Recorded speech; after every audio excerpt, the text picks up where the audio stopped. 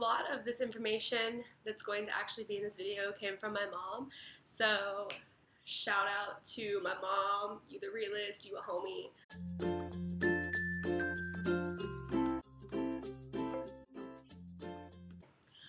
So as you recall from the last video, I was 12 years old when my Mycobacterium journey started, and I did oral antibiotics for a year, which put me at 13. And this story picks up when I'm 14 years old, in the middle of my freshman year, so this would have been about January. I went in for PFTs, and I don't remember, again, if it was because I was feeling bad or if this was just like my regular 3-month checkup. And my lung function had gone down significantly. I don't remember the number. I'm sure I could look it up, but I'm like super lazy and I just got done with school, so like, no. But it had gone down significantly, and so I got put in the hospital like normal. I didn't really think anything of it. I was just like, I'm in the hospital. Kind of sucks, but get to miss school. So I was in the hospital and was in the hospital for 7 days. They repeated PFTs. Nothing really happened, but they didn't think anything of it. I didn't think anything of it. My mom didn't think anything of it. So they're just like, oh, well, maybe whatever bug you caught is kind of taking longer to get rid of. So we'll do another 7 days. We'll repeat PFTs. Did that again, and it didn't help much. I think they'd gone up like a couple points, but like not significant enough to be like, yeah, you're done with IVs. So much to my dismay, they said, we're going to keep you on antibiotics again for 7 more days, which would put me at 21 days. When was the last time I was in the hospital for 21 days? When I had Mycobacterium for the first time. If you did, you get a thumbs up. So, 21 days, they're like, hey, like, you need to be on antibiotics for 21 days. But I was very fortunate, and they let me go home. I still had the antibiotics, but they were home IVs. So I come back in and do PFTs to see if hopefully this like next 7 days had done me any good, and it didn't. So my doctor kind of said, you know, sometimes it takes a little bit longer for the body to heal, and it can't always be done on antibiotics. So we're going to leave your PICC line in for another 7 days, but we're not going to do antibiotics. We're just going to see if maybe your body fixes itself. Kind of a little spoiler alert, it didn't. But at the end of the 28 days, my doctor was like, all right, well, we kind of did everything we could. I don't really know what's going on, so we're going to take your PICC line out. Well, my mom wasn't really happy with that. And I mean, neither was I, but I was getting my PICC line out, and that was kind of all I cared about. I didn't really think a lot of like the fact that my lung function was still at 75% after 28 days of being like monitored and doing my treatments and like 21 days of antibiotics. I don't know. I think, you know, at 14, that's really not where your priorities are. It's like boys, like Taylor Swift's new album, homework, maybe, and then like health is like down here. So I just really wasn't too concerned. But my mom was, and said, hey, like, why don't we do a bronchoscopy? And she really pushed for this bronchoscopy because the last time I did one was when they found my Mycobacterium. And my doctor was like, okay, yeah, that's probably a good idea. I don't really think we're going to find anything, because the likelihood of me getting Mycobacterium the first time was very, very small. Like, my doctor had been a doctor for years. Like, I don't want to like put a number because I really don't know, but a long time. And he'd only ever had 3 patients with Mycobacterium in like all of his years of being a doctor, and I was one of them. So like that just tells you how small of a chance it is. To get it again would be like winner of the $1 million lottery. Like, that's how, I don't want to say lucky you have to be, but like you kind of know what I mean, right? Like, you have to have that kind of luck. But this isn't luck because it's a sickness. So They go and they do this bronchoscopy, and my doctor actually comes out and tells my mom that my lungs look really, really good.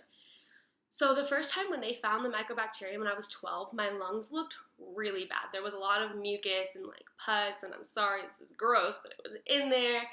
And my doctor like told my mom like it doesn't look good. Well, they came out and said, like, she looks great. Like, I'm really not worried. We're not going to find anything. There wouldn't be a part 2 if they hadn't found anything. So they let the culture grow, and we come back after like a certain amount of time. Like, neither me or my mom remembers like how long it was after the bronch, but we come back to clinic to like repeat PFTs, see how everything was, and my doctor comes in the room and says like, let me go check on your culture and we're going to see what's growing, and then we'll kind of figure out what to do from there. So this is where the story gets a little sad and not as lighthearted, so I'm sorry. So my doctor basically comes in and he's very like distraught. You know, your doctor doesn't want to tell you bad news, especially when your doctor's known you for your entire life. Like, it's just hard. It's like telling a friend bad news, you know? So he sits down and basically says, like, we're in trouble. And he basically tells my mom and I that I'm growing Mycobacterium again, and it is atypical.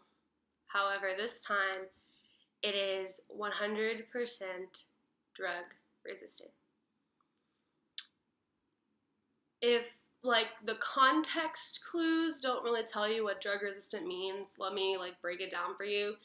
Basically, no antibiotic and no treatment would work. I was screwed, to put it lightly. My already bad lungs just got a death sentence. As a 14-year-old, I really don't remember being that scared because, you know, they always talk about like teenagers don't really have the ability to comprehend the consequences and long-term outcomes of things, and like I honest to God believe that because I really do not remember being scared. I don't remember thinking, oh my God, like this is gonna affect me in the future, like my lungs are gonna get so bad, I'm like not gonna be able to breathe, I'm gonna have to be on oxygen, I'm gonna have to get a lung transplant, like I might die. Like, I don't remember thinking any of that. I remember just being like, oh no, what if I have to like get a port and it's gonna show up in my homecoming pictures? Like, I don't remember being upset. So my doctor brings in the infectious disease specialist at the hospital, which is weird because like, to me, infectious disease sounds like somebody who handles like Ebola or like the Zika virus, like not Mycobacterium because that's not like contagious, but he comes in and talks to us and basically says there's nothing we can do. And hearing those words is like, it takes you aback a little bit. You're just like, what? I can't describe what it feels like to hear those words, mostly because I don't remember. And I don't, like I said, I don't remember being scared. But like, thinking back on it as like an 18-year-old, almost 19-year-old, I should have been scared out of my mind to hear those words. It's a feeling that even at this point, I don't comprehend. I don't know how to explain what it even feels like to remember that those words were said to me. It's just really indescribable, and I think unless it happens to you or someone you love, it's just very difficult to get across. So he tells us there's really nothing he can do, and that at this point I'm just going to have to manage it, and when my lung function gets bad enough, they can start managing it in a different way. They would give me a port, and they have some kind of treatment. But the treatment isn't a cure. It basically was just going to slow down my lungs deteriorating, but it was never going to stop it. And they didn't want to start me on it right away because it's a very aggressive treatment and it's not fun. And it would make me very, very sick. So while it helps one, it hurts another. So that sucks. And I remember my mom kept asking, she's like, well, like, what do we do? Okay, what do we do? What do we do? What do we do? And my doctors kept having to say, there is nothing you can do. This is it. And my mom actually just told me, and I kind of remember this, but not really. My doctor looked at her and said, Erin is now on my prayer list, and I don't put a lot of people on that. So take that in. that was quite a day. So my mom basically says, is there anybody who can help? And my doctor says that there is one man. His name is Dr. Wallace, and he was a specialist in Mycobacterium at UT Tyler, but he's retired. So, like, he's really no help, right? So that sucks.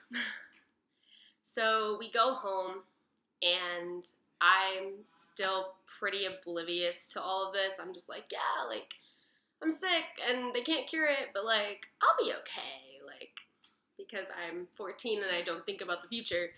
I think about boys and my huge crush on Ian Harding. And if you're watching this, I'm just kidding. But yeah, I, don't remember like really thinking about it much after leaving, but my mom did. And she basically researched her butt off to find Mycobacterium specialists, and she finds one in Florida. So she calls this man in Florida and says, hey, my daughter has Mycobacterium, tells him the story, and he says, you have one of the best Mycobacterium specialists in the country in Texas. Like, what are you doing? Like, why are you calling me? Like, girl, what are you doing? And my mom's like, well, I was told he was retired. And the guy was like, oh, he might be. Let me check on that. So we wind up finding out that Dr. Wallace is actually not retired. Thank you, Florida man. However, he only sees one new patient a month, and he's very, very picky about who he sees. So, part that I kind of skipped over was my mom and I had been in clinic, and my mom wound up meeting this other mom, who I'm not going to name for privacy reasons, and they had just moved here from a different state, and she saw us walking in the hallway and asked my mom if she could talk to her because her daughter was having a difficult time adjusting to Texas. And so they kind of got to talking, and turned out that she lived close to us, and my mom and her kind of bonded over the fact that both their daughters had CF, and they went out to coffee. Well, we find out that this woman plays bunco, which is like, Google it.